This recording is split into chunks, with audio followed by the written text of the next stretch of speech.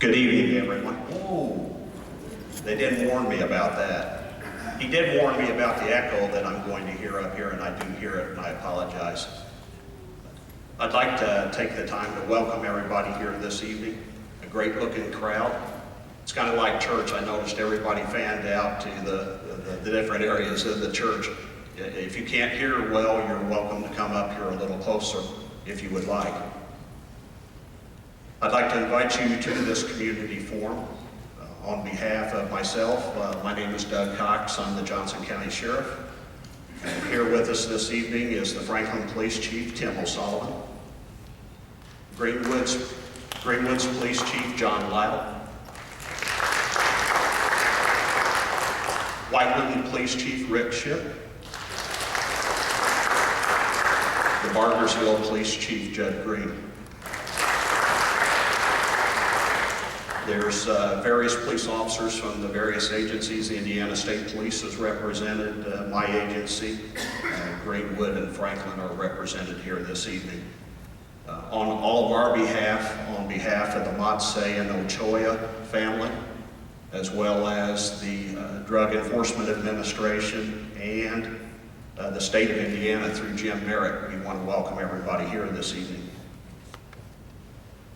I would like to thank the Greenwood Christian Church, in particular the senior minister, Matt Giebler, for allowing us to have the meeting room this evening. It was very kind of them. They've been very helpful in this process. The flyers that are out on the table outside, those are compliments, or the design of those flyers are compliments of the church here also, so they've been a big help. As a housekeeping items, if you haven't found the restrooms yet, they're right outside the door. The men's is on the left, the ladies is on the right, and I'll leave it up to you to make the correct choice on those.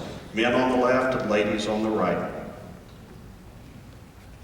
I always like to start meetings, number one, on time, and secondly, I'd like to start out, if we could, with the Pledge of Allegiance. So if you would all please stand and join me.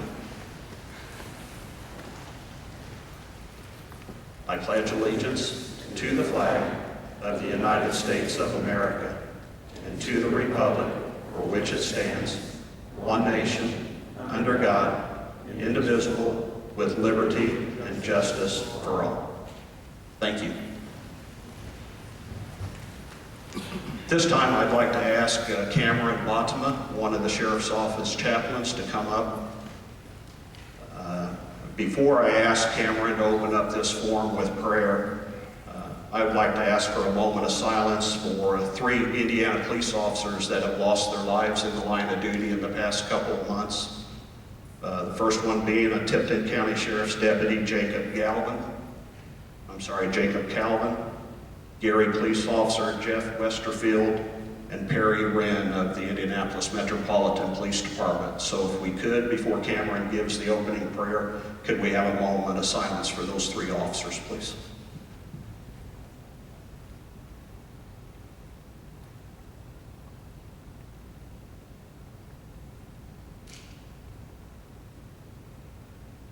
Thank you. Cameron, please.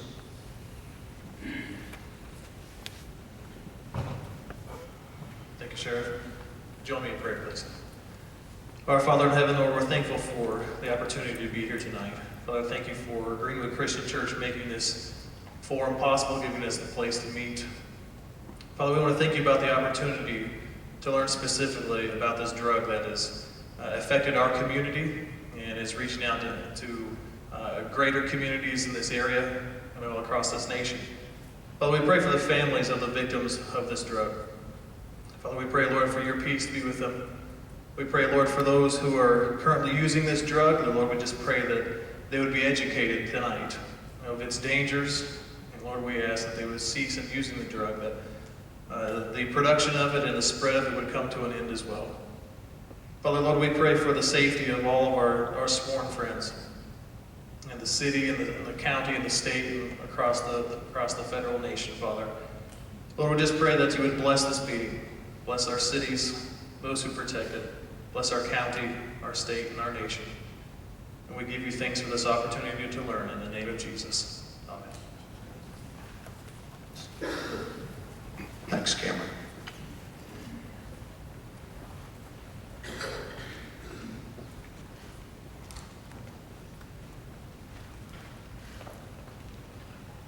wish it wasn't necessary to have this forum, but because of a new drug in our community, we felt it was necessary to bring everybody together. Quite honestly, we did it at the beginning of a new school year because we wanted to get the word out to the various school systems about this new drug that's on the scene. The fact is, I as sheriff here in Johnson County and these other police officers that are out here really don't care to have this happen to another youngster in our county or anybody else's county if it can be avoided. So that's the whole reason for this forum.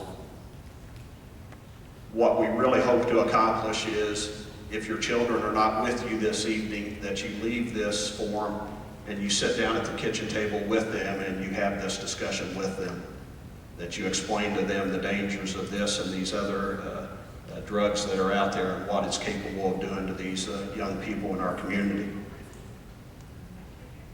Really what we're here for this evening is just to discuss a new synthetic drug referred to as 25I-N-bomb. The Johnson County Sheriff's Office became involved in this incident on May 11th of this year. And how we became involved is we received a call of an unconscious 16-year-old young man in the Greenwood area. Upon our arrival, we learned that the 16-year-old, who was later identified as Samuel Matze, was deceased. That left me and the Johnson County coroner to have to go to a residence to notify a mother and a stepfather that their son was deceased. That just happened to be Mother's Day. And I'm here to tell you that is one of the hardest notifications that I've had to make. It was not pleasant. Another reason why we're here today is we just don't want to have to make any more of these notifications. So wasn't easy at all. Samuel had spent the evening with two other young men in a residence. Unfortunately, there was no adult supervision at this residence. Near Samuel's body was a substance that we recovered, and at the time we really weren't sure what the substance was. We felt it was an illegal narcotic, but we really weren't certain what the substance was. A lot of times in these investigations, we have the death and we really don't have a lot to go on after the death. In other words, we don't have a lot to pursue. We don't have individuals to pursue. But we got lucky in this case. We had information from Samuel's phone that indicated who he had been in communication with the night before his death. That information that was on his phone enabled us to get a search warrant for a residence in Indianapolis. When that search warrant was served by the Indianapolis Police Department, they knew they were after a 24-year-old suspected drug dealer. When they approached the house to serve the search warrant, the 24-year-old suspect met IMPD at the door. This 24-year-old was armed with a handgun when he opened and answered the door for IMPD. During the search, numerous narcotics was found, including heroin, methamphetamine, marijuana, Xanax, and LSD. In particular, in this home was a blotter-type substance that perfectly matched what we found in the residence next to Samuel. So when they interviewed this individual, they learned quite a lot, they collected a lot. Not only was he armed with a firearm, but he had several long rifles, including assault rifles, in this residence, along with quite a bit of cash. Unfortunately, and we see this a lot, with people that can't go out and get work, they decide to deal drugs instead of working. This individual had an ankle bracelet on his ankle from previous bad dealings in Indianapolis with the Indianapolis courts. So he had an ankle bracelet on, he had a firearm on him, he had long rifle, assault rifles in his residence, and a lot of narcotics. This individual, a few months prior, was arrested by our narcotics officers for dealing narcotics in Johnson County, so he was also out on bond. So we're talking a very bad individual here. One that we were able to get off the street because of this investigation. So if there's one plus to this whole thing, is that one major drug dealer is off the street and two small-time dealers are off the street. And those two small-time dealers were individuals who delivered the drug from Indianapolis to Samuel at the residence. One thing to remember at the residence is 3 young men took this narcotic. 2 of them woke up in the morning and 1 did not. So it affects everybody differently. All the more reason to, and I hate to go back to what Nancy Reagan said in the 1980s, but just say no. Stop doing this senseless drugs when you have no idea what you're putting into your body.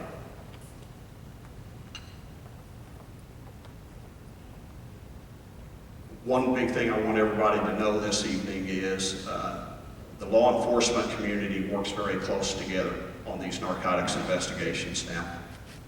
When I started in 1982, and a lot of people have a hard time believing this, but in 1982 when I started, it wasn't uncommon for the sheriff's office to have a case in Greenwood, and Greenwood tell us they don't want us in their community doing narcotics buys. I can tell you with that doesn't happen anymore. Your police agencies, the sheriff's office, along with Greenwood, Bargersville, Franklin, we all work together. We all share narcotics officers. It's not uncommon for Greenwood to make a drug buy and my investigators are along with them. So I want everybody to understand that we do work very closely together now. That's not just narcotics investigations, that's other types of investigations. And I was glad to hear, I was at a meeting the other night with Greenwood's mayor, and it's the same way with the mayors of Greenwood and Franklin. I learned that they meet often together to go over some of the same things that's going on in their communities and how they can work together to solve those problems. So it's kind of neat hearing that everybody can work together.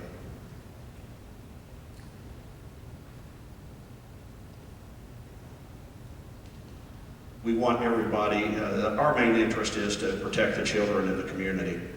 And I think if any of you attend Center Grove schools or any of the schools that the sheriff's office is responsible for, you should see a presence at those schools, especially at the start of school. And what I mean is you should see deputies patrolling. You should see more deputies around those schools than what you normally would, because it's our goal to protect the children who sometimes can't protect themselves. So when you go home, if nothing else, once again, would you please have a conversation with your children. Let them know that this stuff is very deadly, very dangerous. Stop introducing things into their bodies that they have no idea that they're introducing. You're going to have some good speakers here this evening. Janine Watse, the mother of Samuel, has volunteered to come up here next and speak to you. Janine's been making rounds on the television stations talking about this very subject. She does a very good job, and I'm sure she'll do a good job this evening. Dennis Wisher with the Drug Enforcement Administration is here to show you a PowerPoint presentation on this new drug and some of the other drugs that are out there and some of the dangers of them. And we're going to conclude with Jim Merritt, who's going to talk about some legislative issues with you tonight. So at this time, I'll turn it over to Janine, if you want to come on up. I think Janine's going to bring a support group up here with her. So.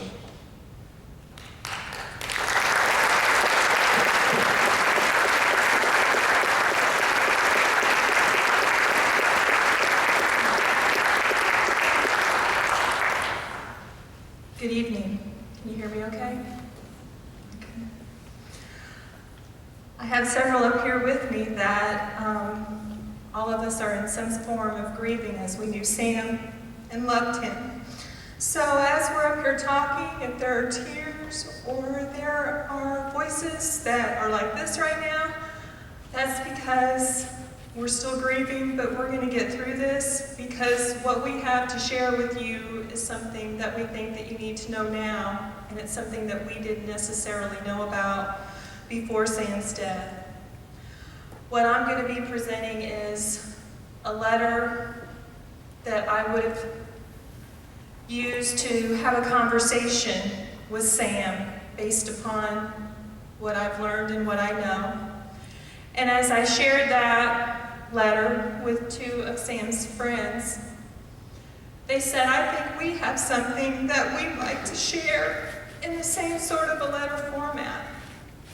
So next, I'm going to turn the microphone over to Ross and then Bailey, who are two of Sam's friends. And a little bit about Ross is that Sam met Ross in middle school, played basketball, and that's usually where Sam met people if he wasn't going to school with them and their classmates, because that was his extracurricular activity for the most part. So Ross has been a friend to Sam for many years. Then Bailey went to elementary school, middle school, and high school with Sam. And I recall the first time I saw Bailey and Sam together, it was out at the football field, and I saw Bailey come up and put his arm around Sam with a big smile on his face, and Sam smiled right back at him. So I know that they cared for one another and they were good friends. So with that, I'll go ahead and hand it over to you, Ross.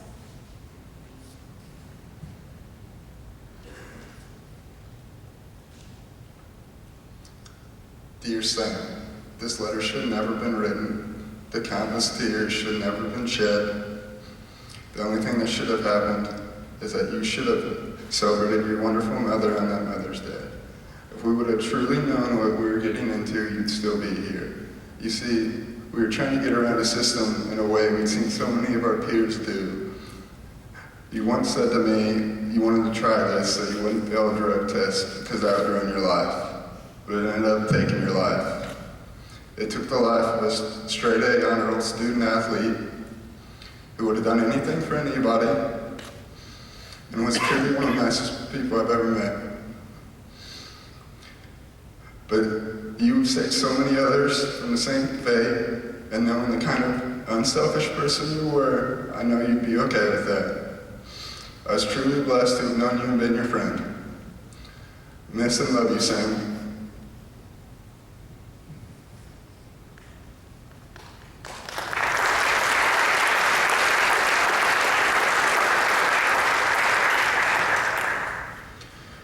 Dear Sam, first off, we all miss you.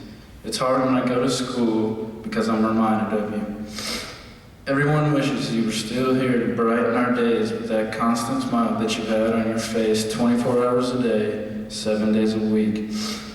I know how much you looked up to me, and I'm so sorry that I wasn't a friend who made good decisions and helped my friend make good decisions as well. I wish more than anything that I was that kind of friend, because if that were the case, you'd still be here. I miss being able to stand up for you, and I miss you always having my back. I wish you were still here so I could tell you what I now know about the drug that we took that night. I learned that we took a fairly new synthetic drug called N-bomb. After your death, I heard from a few people that N-bomb is basically a poison. I knew you well, Sam. You were becoming more like a brother to me each and every day. And I'm positive that if you knew what was in that drug, you never would have even thought about taking it. I wish I would have known. But Sam, you were a guy that sacrificed your own well-being for the betterment of other people in your everyday life. And you still continue to do that today. Your death will contribute to help to save the lives of many others, and I know you'd be so proud of that. I love and miss you, Sam.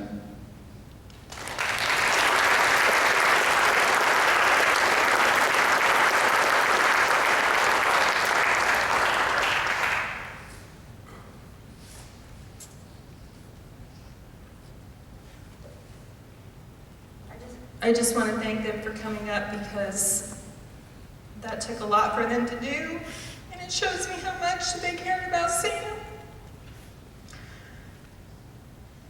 And now we are collectively the Monse Ochoa family. Sam's stepfather, Dad, Ed, and Nick, Sam's brother. And this is my letter to Sam. To my loving son, Sam, we miss you, Sammy. Your death has left a hole in our lives. But I'm here tonight at the Sheriff's Forum because young people and adults alike can learn from your death. I wish that before you died, I knew what I know now about 25I or N-bomb, the drug that kills you. But I didn't know then what I do know now. I'm spending a few minutes now telling folks gathered here what I wish I could have told you. I can only imagine what was going through your mind when you left your house for the last time.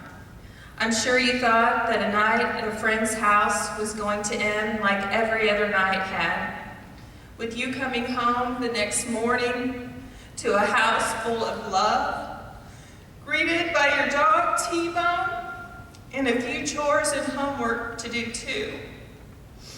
Maybe you thought about the experimenting you and your friends had planned.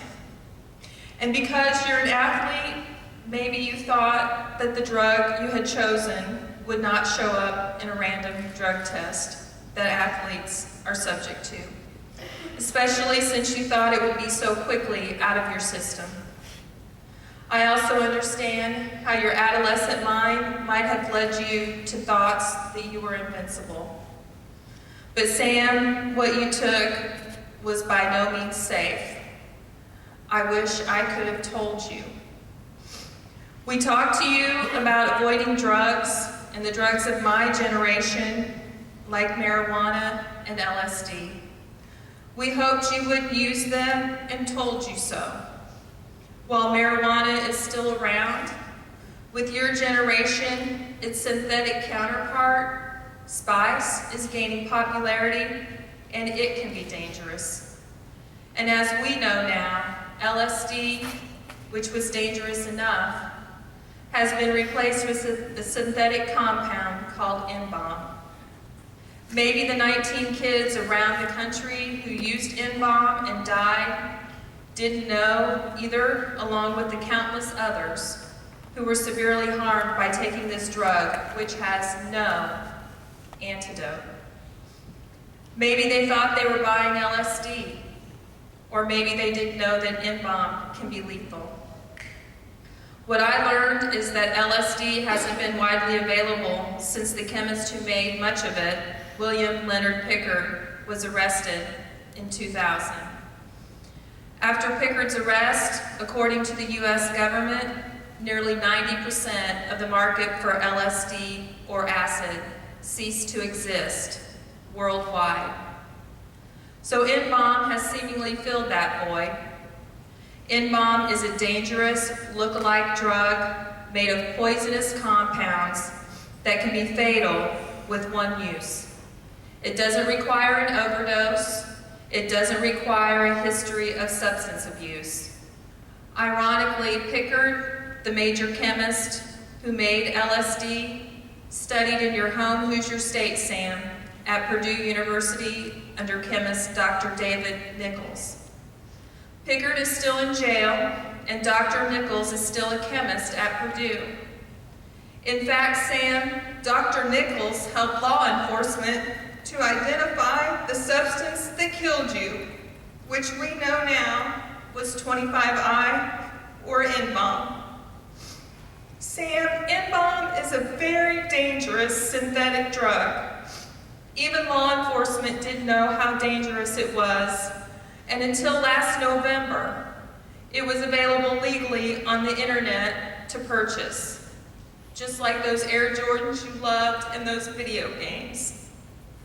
That month, November 2013, just 6 months before your death, the Federal Drug Enforcement Agency took action to declare 25I N-bomb an illegal compound.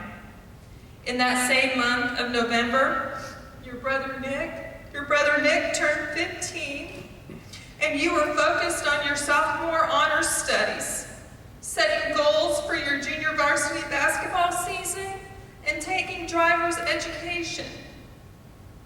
If I knew then what I know now, we would have spent time talking about the 17-year-old Minnesota high school student, described as an overachiever, who died at a friend's home with her parents there within hours of taking a synthetic tablet marketed to her as LSD. In that Minnesota case, 3 students, all age 17, are now charged with murder. 2 19-year-olds also are charged with murder, as well as a second felony for the sale of dangerous drugs to someone under 18. You were a bright boy, Sam, and I like to think that hearing that story, you would have made an informed choice to take a drug-free path. I wish I could have told you. Sam, the making of the drug you bought, what we know now as N-bomb, probably came from China. A drug dealer in Indianapolis got it in powder form, mixed it with Everclear or isopropyl alcohol or something similar, and sprayed or dipped it onto blotting paper. It's just that simple to create a poison that killed you and 18 other young people around the country. I wish I could have told you. Sam, neither you nor I knew that N-bomb is poison. You were smart and conscious of good health. Had you been informed, I know you wouldn't have chosen to put poison into your system. I know it never crossed your mind that you could die from taking that drug that night. I wish I could have told you. Sam, I didn't know to tell you these things. Now I do. Inspired by your marvelous life and stricken by your tragic death, I'm telling others what I know now. Young people and adults alike can learn from your experience. Parents who are equipped with information can help their children to make good decisions. Young people can make an informed choice to be drug-free. Sam, your family will continue to work on your behalf to help others, and in that way, you will be moving forward with us. We love you, Sammy. Love, Mom.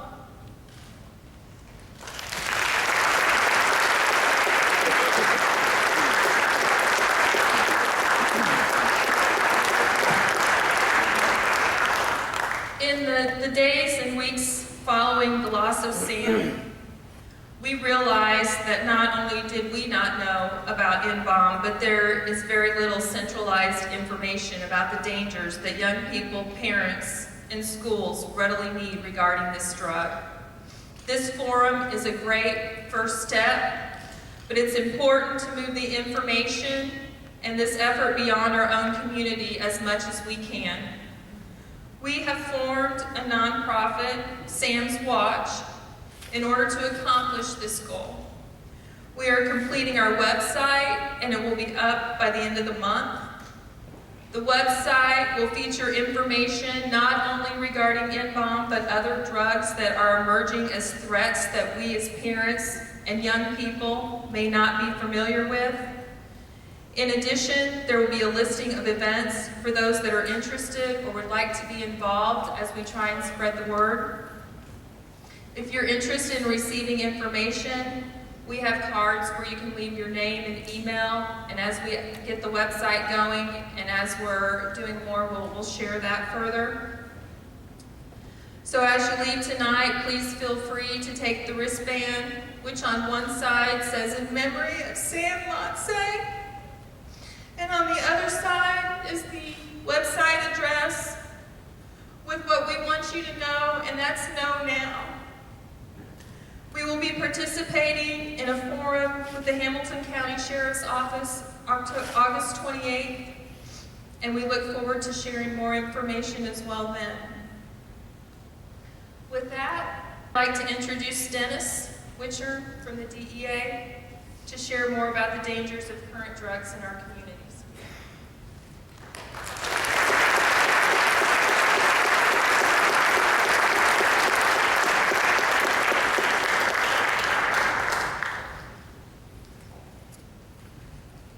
Thank you. Good evening. I've got about 36 slides I'm going to show you in about 15 minutes as soon as Eric brings them up. And then stick around at the end of this if anybody's got any questions they think me or one of my investigators can answer. Just like Janine said, N-bomb has came on with a heck of a force in the last couple years. It's been this rise of synthetic drug cases that we've seen too at DEA. But we'll talk about that. Let's talk about N-bomb. What is it? It goes by the name of Smiles. The upper right picture is just blotter paper, like Janine said. It's a big piece of paper perforated, where it's like 1/4-inch squares, so you can pull off a little section. It's a hallucinogen, so it takes on the same effect as LSD, right? It goes by different names. All those like 2,5-B, 2,5-C, 2,5-I are all very similar. They're a molecule or two apart. One of the challenges we face when a chemist makes a substance, he has to get it patented. It gets on the internet, and people copycat it and add a molecule or two. That's exactly what N-bomb is, right? Synthesized by a German scientist back in 2003. 25 to 60 times stronger than LSD, so a much more potent substance than LSD.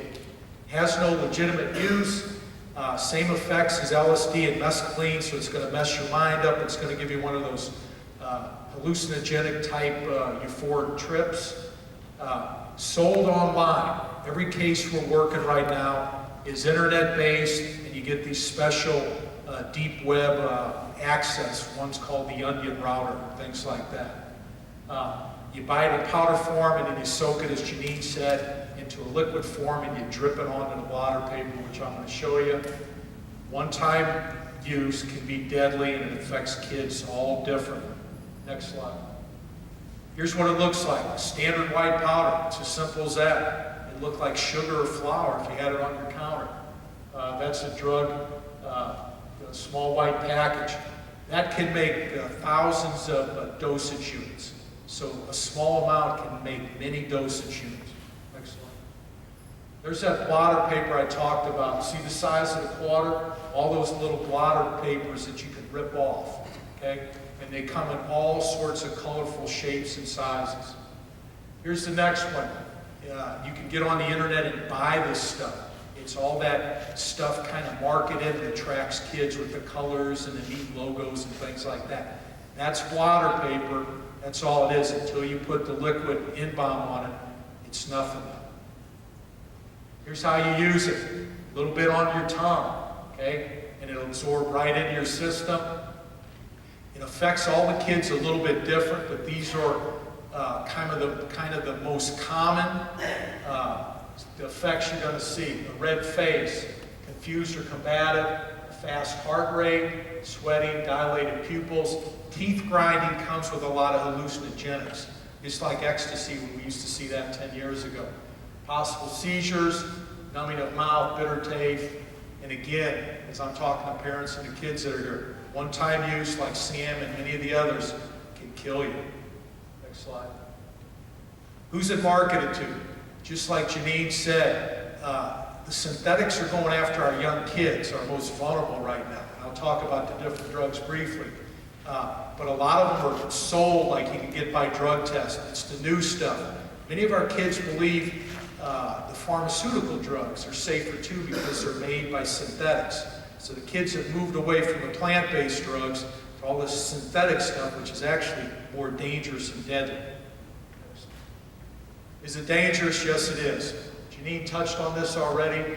N-bomb has caused numerous deaths. Here's an article, deaths in Arkansas, Minnesota, Arizona, Australia. So it's hit the U.S. and it's hit worldwide too. Next slide. Okay, what's DEA doing about it? Last November, we scheduled it as a Schedule I substance. That means it has no legitimate medical value. Thankfully, Congress and the great lawmakers gave DEA the authority to emergency schedule drugs. There's a lot of checks and balances in Congress, but if we see drugs that have emerged onto the market like N-Bomb, some of these other drugs like bath salts and even spice and synthetic cannabinoids, we have the authority to emergency schedule it and make it illegal. It only lasts for 2 years, and then the FDA has to come in and more or less bless it or check mark it behind us, but it gives us a great tool. The only thing negative about it, we need deaths and things like that to do it, so it comes at a cost. You know, and too many kids died as a result of this. We documented 19 deaths between, I believe, March and August, and that gave us the authority to move against the drug. What are we doing investigative-wise? We're going after the drug dealers in China because most of it's coming out of China. Most of this is internet sold through FedEx and UPS right into the U.S. And that's what we're trying to blow up every day we work. Excellent. Okay, here's a quick tutorial. I'll make this quick. I'm 55 years old. I grew up in that 70 years. And that's where I started my work as a DEA agent. All I chased was cocaine, heroin, and meth. Guess what, though? That game's changed. Right now, in the 2000s, the pharmaceutical drugs have taken over. We're fighting painkillers, right and left. But the most scariest one right now is the emerging synthetic drugs, and that's the N-bombs, the bath salts, the K2, the spice, and the other drugs. So the drug game, like America and the world, is evolving every day. What frustrates us DEA agents is a lot of people continue to fight the plant-based drug area when actually these other two are just as dangerous, if not more deadly. And that's an area we continue to focus on. Next slide. Synthetics and plant-based drugs, what's the comparison? Both are dangerous for young adults because you're still growing up. You aren't reached maturity. It's all the East Coast and the West Coast states legalize marijuana. I just ask everybody to think long and hard about that, because when you talk to an addiction doctor, a medical doctor that treats addiction, he will say what I will say, and probably every one of these law enforcement. Everybody that starts on drugs starts with marijuana. Okay? They all do that, but everybody wants to legalize it. We're going down a bad road. If we could go back real quickly. Janine touched on this. She's well read on the subject. There's an unknown composition in these drugs.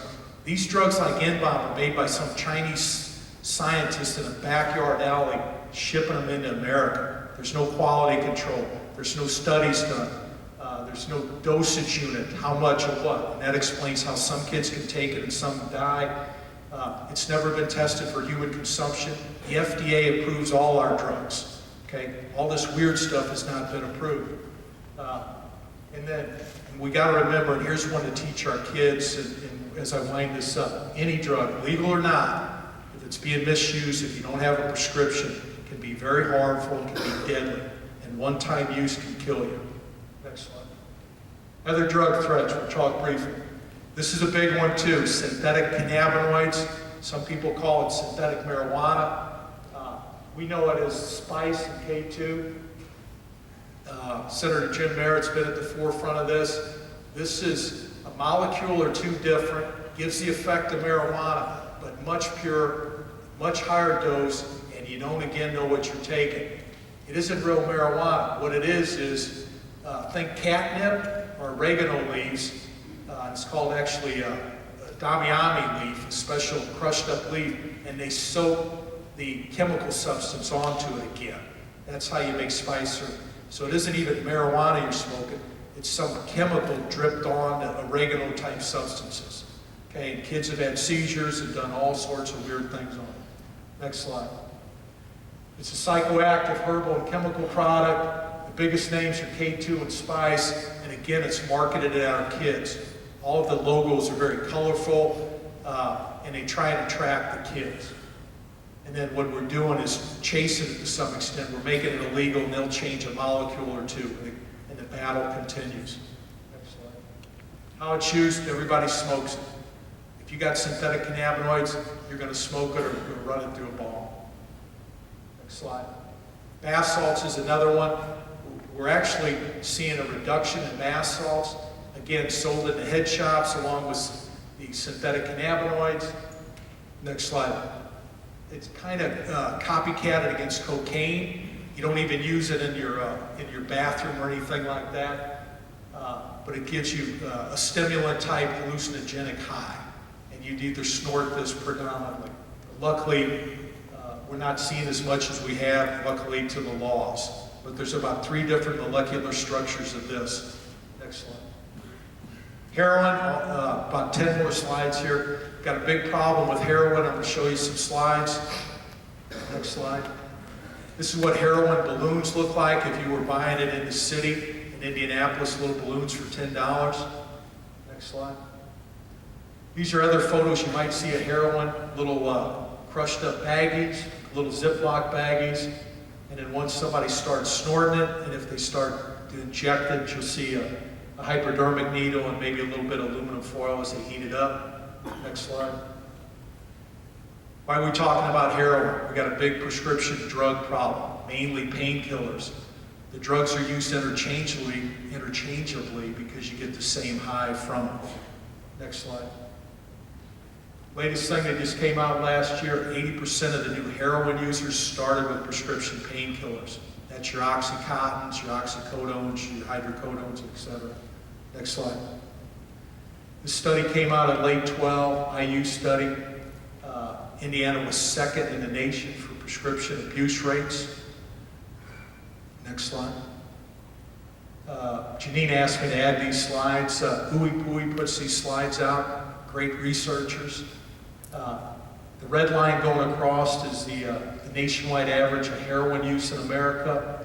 Indiana's was fairly low, but as you can see, starting in 2008, it started to climb up. Next slide. This one shows it by sex. We work a lot of prescription painkiller cases. We too see more women use this than guys, but you can see the females outnumber the guys' usage by about 2 percentage points. Next slide. Heroin use by race, predominantly a white drug. When you look at that slide, the biggest increase is Caucasians. Next slide. And here's the age. Probably the scariest line is that blue line, starting in 2010, the under 18. We've almost been conditioned that there's a pill for every woe, and I think that's one of the many lessons we got to tell our kids. Some of these things in life you just got to fight through like we all have. Next slide. We'll run through these real quick just so the parents know. The most commonly abused pharmaceutical drugs across America. Next slide. Oxycodone's number 1, followed by hydrocodone, followed by Suboxone. These stats come from the DA's big computer where we tally in all of the nation's drug crime labs. So all across America, the nation's drug crime labs are giving us their numbers. So this represents the common drugs law enforcement encounters on the street that they turn into the crime lab for analysis. Next slide. Benzodiazepines, these are those anti-anxiety drugs. These are the top 2, Xanax and Klonopin. We see a lot of those too. Next slide. This just came out last month. Indiana's in the Rust Belt, and as you can see, all that dark blue is the number of painkiller prescriptions per 100 people. You can see we have a lot more than the other states, and from that we have a lot more deaths and a lot more of these issues with heroin too, because they cross-relate. Next slide. The Indiana versus nation painkiller use, probably the most remarkable is that 18 to 25-year-old, where we're slightly higher by 3.5 percentage points than the U.S. average on painkillers. We've got to teach our kids to back away from these pills. Next slide. Okay, 3 last slides here. I got these from drugfree.org, the Partnership for a Drug-Free America. I'm a parent of 2 daughters, and I worry about it just like everybody sitting in this room and their kids. They actually have a parent toolkit. Drug-Free America, that's the website, the best website, best organization to help parents, a parent toolkit.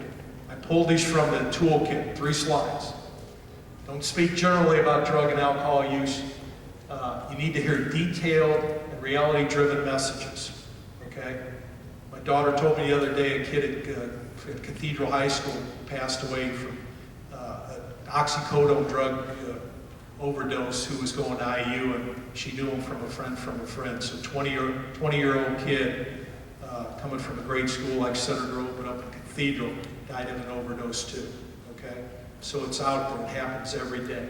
You got to tell your kids these stories and sit down at the supper table, like the sheriff said, and talk to your kids. Emphasize what drugs can do. 40 years ago, my mom sat me down and said, hey, if you go down the wrong road, you'll never be able to become a policeman or a DEA agent like you want to be. I tell my kids that. One wants to be a doctor, and I'm not sure what the other one wants yet, but it's like you can screw up at a young age and it'll hurt you. You got to remember that. Next slide. Challenge your kid to be a leader. Okay? We all want that from our kids, but we got to challenge them. Encourage your kids to volunteer and see some of these side effects. These are all in this parent toolkit, and they have them. The Drug-Free America has them right down the age bracket, from 6 to 8, from 8 to 10. What a great website. Next slide. Use news reports. We talk long and hard. My kids have heard me preach about the dangers of prescription drug abuse. And we sat for 30 minutes, an hour, he's talking about that young guy that died from that oxycodone. His heart just stopped beating, and that's what the painkillers do. And then if you mix it with alcohol, it's almost a guaranteed death. And then lastly, compliment your teams. We all need a pickup at times. Sometimes we know what it's like to grow up and being a kid's tough nowadays. But compliment your team, reassure them, and be there. And like the second sentence from the bottom says, teens still care what their parents think. So we got to support them, but we got to be on them too. That's it. I think it's Jim Merritt's turn on the stage.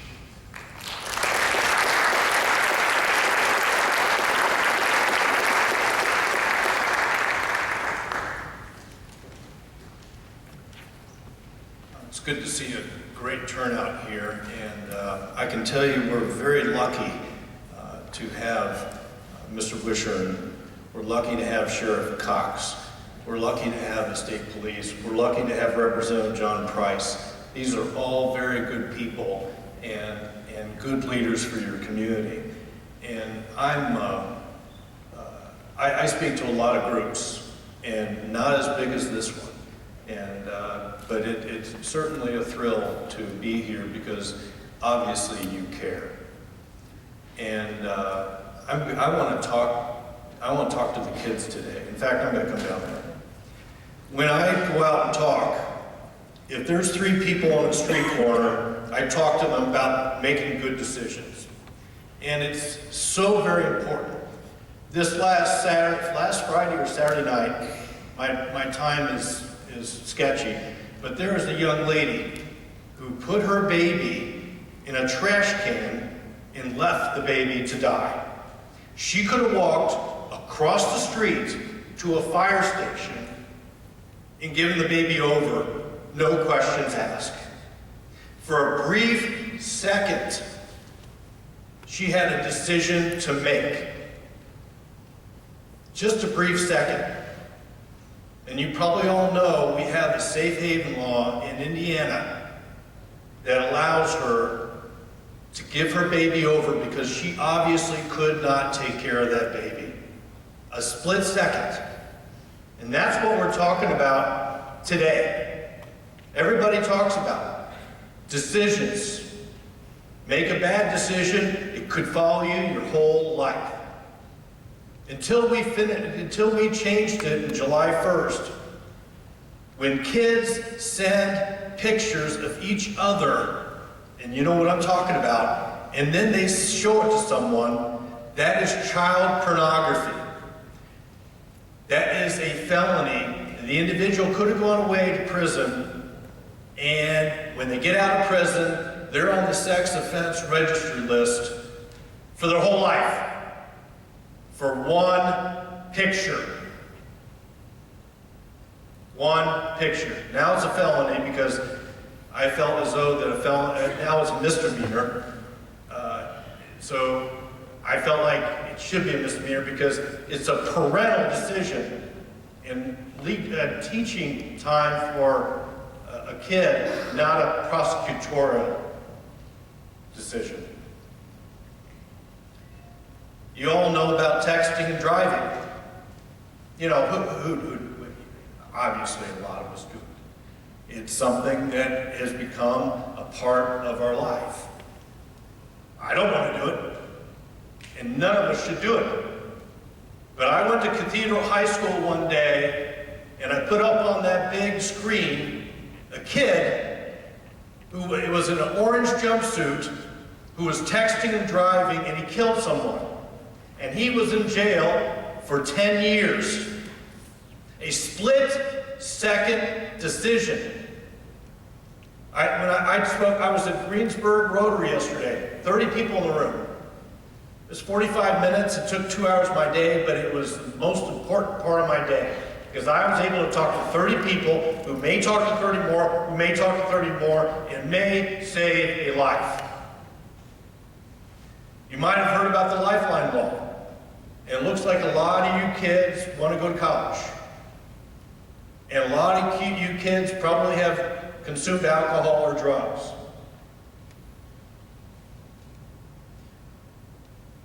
With the Lifeline Law, if you're at a party and someone is sick, someone in need of medical attention, you call 911 regardless of what is going on.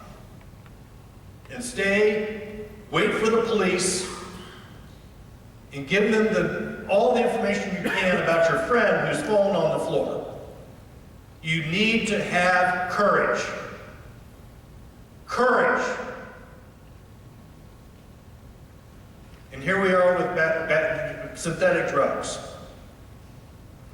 This is a scourge that is going out throughout the country. Throughout the country. And it's a scary one. These drugs are poison. As Dennis said, it's stronger, so much stronger than the regular drugs. And we see it everywhere. I actually got to participate in a bust down in Franklin, Indiana, not far from here. And it was just amazing how much of that crap they had and how much money they had. There was a bust in southern Indiana where there was $75,000 in cash just laying around. And all sorts of ingredients. They're making it right there. Ladies and gentlemen, we have an epidemic, and each one of you needs to participate. You either need to listen to your mom and dad, or if you need to talk to your kids. I've been to too many funerals. I've been sad too many times. The courage that the Monsees had. I don't know if I could do that if Will, Jennifer, Abby would have had the same end as Sam. I don't know if I could have done that. But we just need to make good decisions. If it seems wrong, it is wrong. Now, we have a law in Indiana that I've beaten my head against a wall for the last 3 or 4 years. And I believe, and Dennis may disagree with this, but I believe we have the best synthetic drug law in the whole U.S. And the reason why it's called a look-alike drug.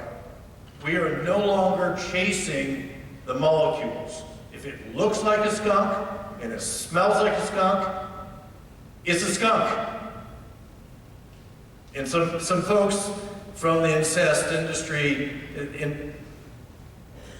have gotten thinking that we're against them, and it's not. That's not the case. We want to keep our kids safe. We want to keep our citizens safe. Next year, We will change these bath salts, N-Bomb, Spice, Miles, Nightingale, everything to mirror what they mirror in penalties. If pot is a felony, so will spice, and cocaine and bath salts. Everything will be, because as I see the world, people are going to the synthetics because, especially dealers, because the penalties are lesser. And you get kids hooked. You get people hooked.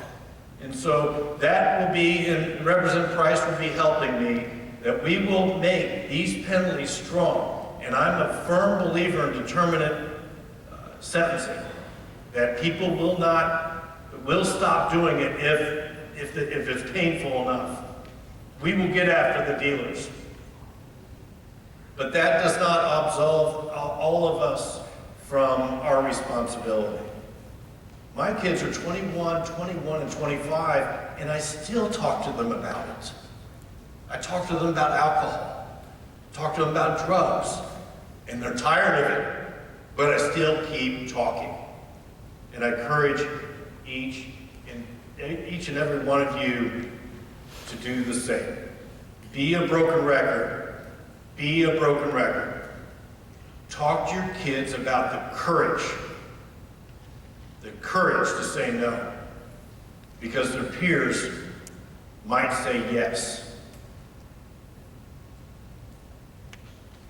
Anyway, I didn't know I was going to be the wind-up. I've never yelled in a church, but I'm so glad that you're all here. And please don't walk out of here and just kind of laugh. And we put our time in today. This is as serious can be. And I hope you all have a very nice evening. And thank you very much for supporting the Matses. Thank you very much.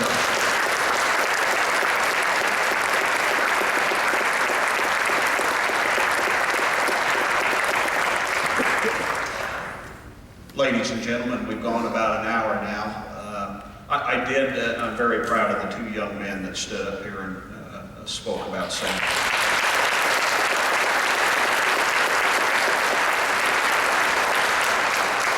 When you talk about courage, that took a lot of courage. I did miss some people that I want to acknowledge here this evening.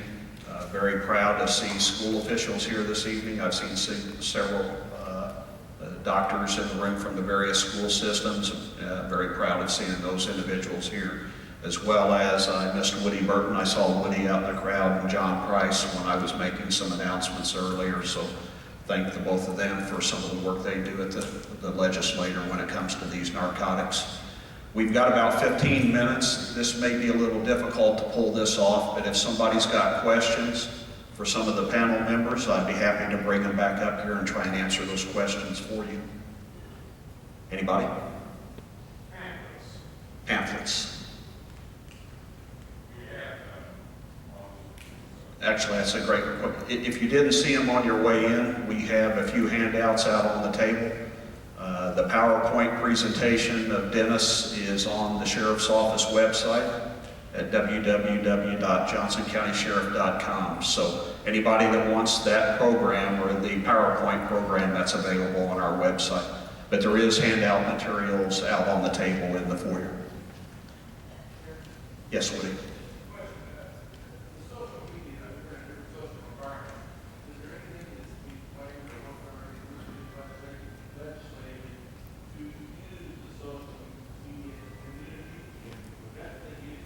Yeah, Woody's bringing up the point of everybody out here being familiar with social media. How do we use that to our advantage?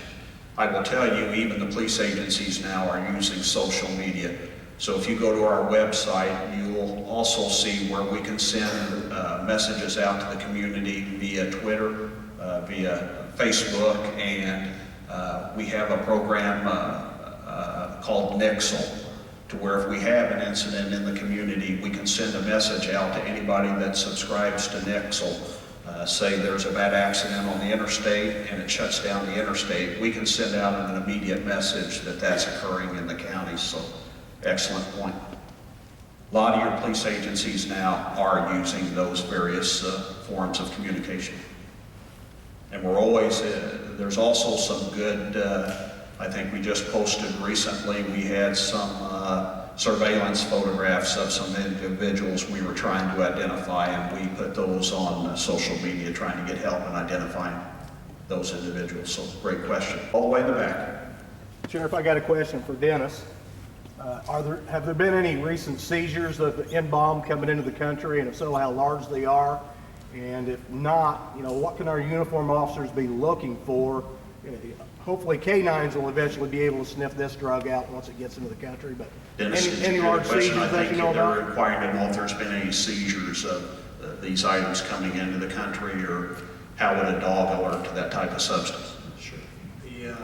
It's picked up. I think our latest stats, there might be 200 to 500 exhibits.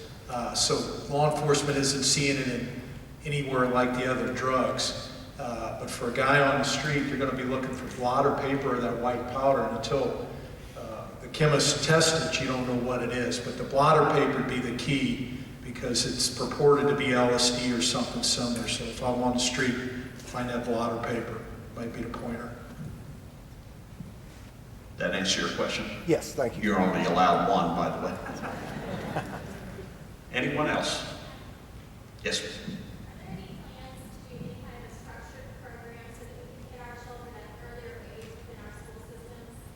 Her question was, is there any plans on doing a structured program to educate the children at the school levels?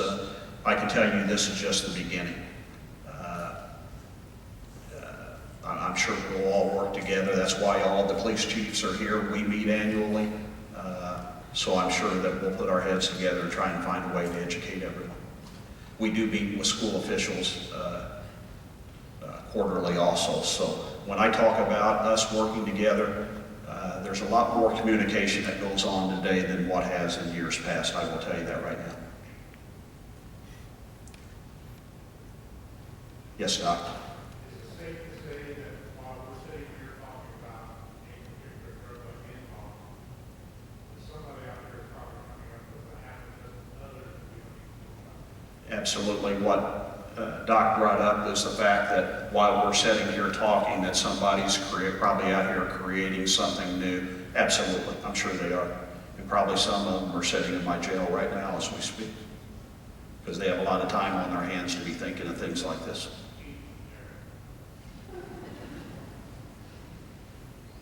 Yes.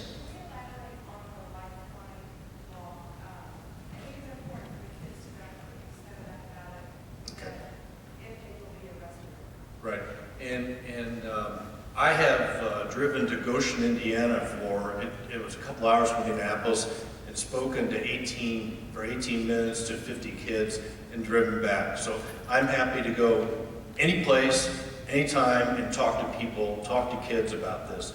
The Lifeline Law, back in 2011, 5 university college student presidents came to me and wanted to formalize in the statute what they had the relationship with their campus police, and that is that at the time it was alcohol oriented, where if a young person that's under 21 drank too much and was under the weather, obviously they could call 911 and have immunity, and the original bill that we voted on had no immunity for the person ill, just for the people that would stay and take responsibility and say what kind of alcohol the person was drinking.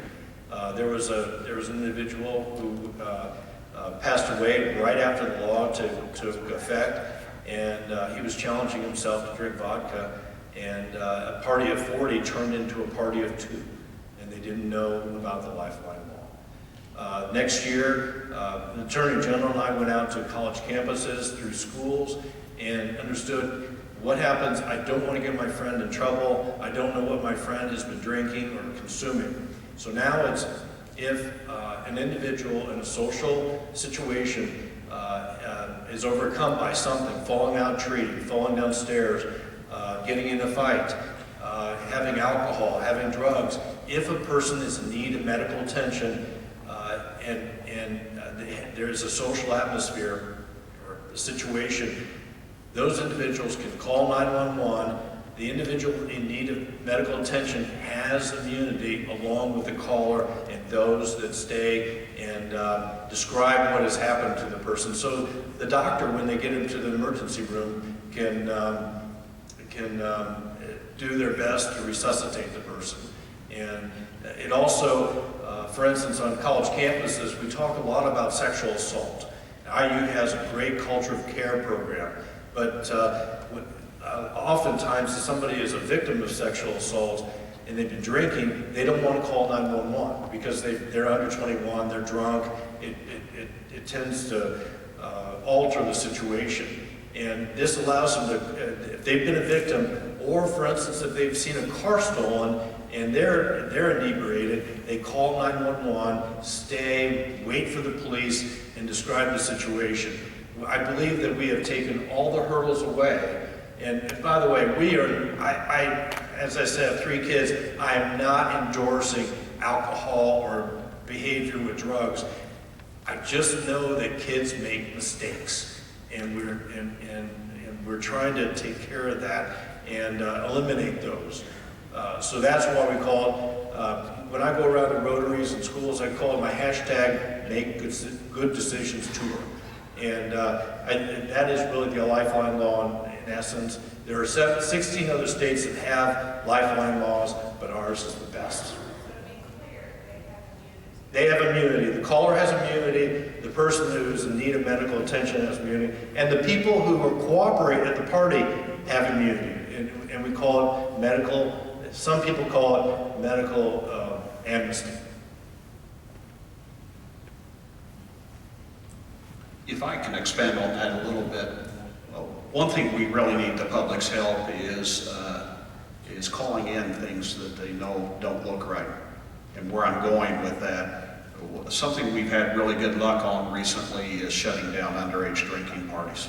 And the way we do that is if you've got neighbors that are on vacation, the parents are on vacation, and their 15-year-old son or daughter has 15 cars lined up outside, that's a clue, folks.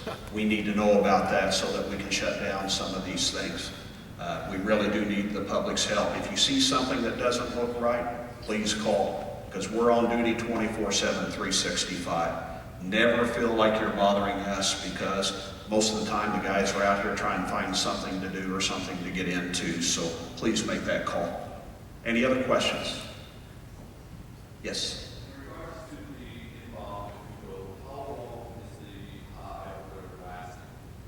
Dennis, do you know how long the high is on M-bomb? You know, again, it affects people differently, anywhere from 2 to 8 hours.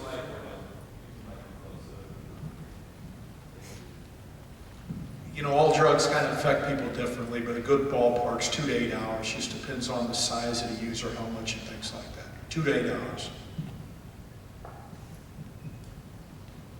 Anyone? All the way in the back.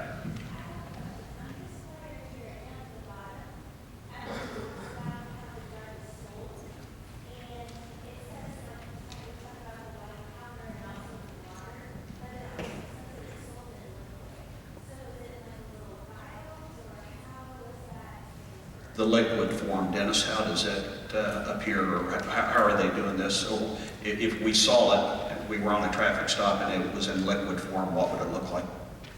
You know, it would just look like probably a milky liquid, but that's usually at a wholesale market.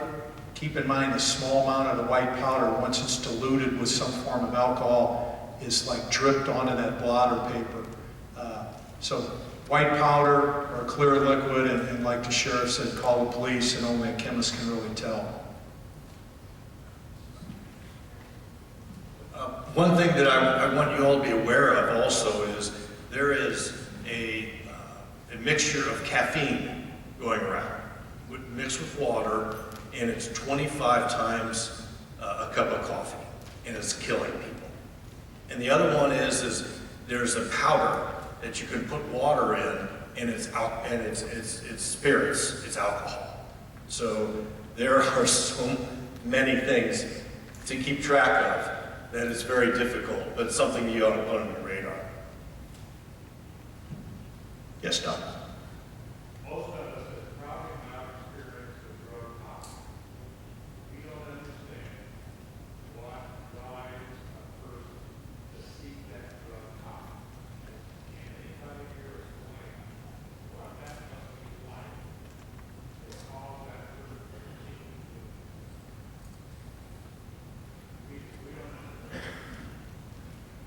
We don't understand. I'll take a run at that one, sir.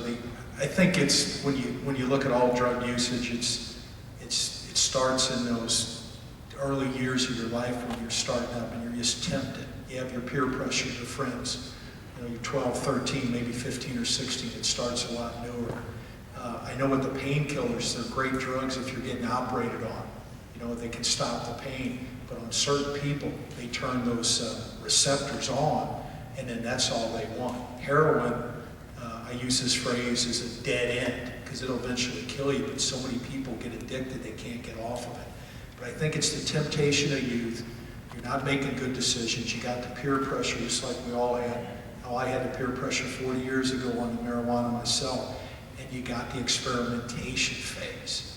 So however you were brought up, you got the more affluent kids and even the poorer kids, but you're tempted.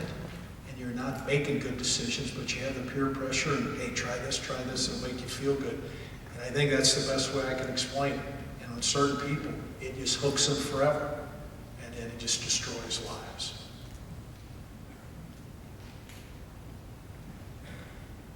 All the way in the back. I just want to add, when we served the search warrant in Indianapolis, the liquid form we found looked like water.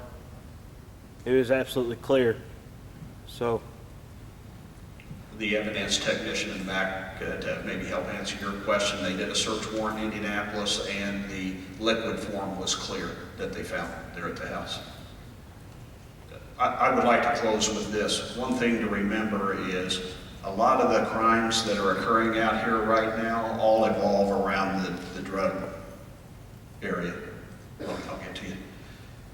What I'm saying is a lot of the burglaries that occur in your communities are occurring because someone needing to support their daily drug habit. And as Dennis stated, your heroin users need that fix every day.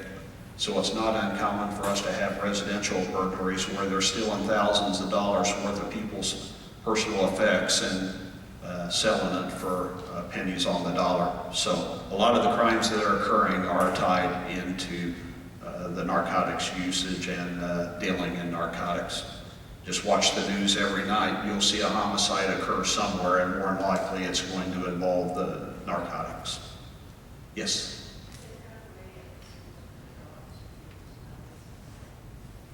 That's a great question. I know our dogs are in a lot of the schools, but a lot of that's, you know, your marijuanas, your cocaines, your methamphetamines. I'm not sure if a dog can sniff out.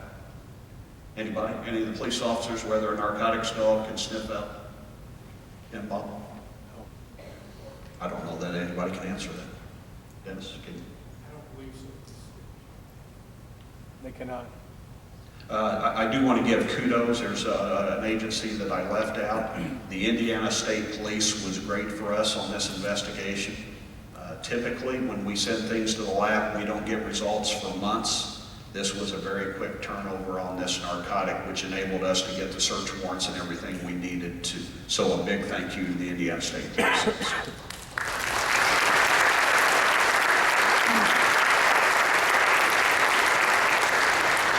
Unless anybody else has questions or any more questions, we're out of time. But I do want to thank everybody for being here this evening. To all the presenters, thank you. And everybody have a safe and good night.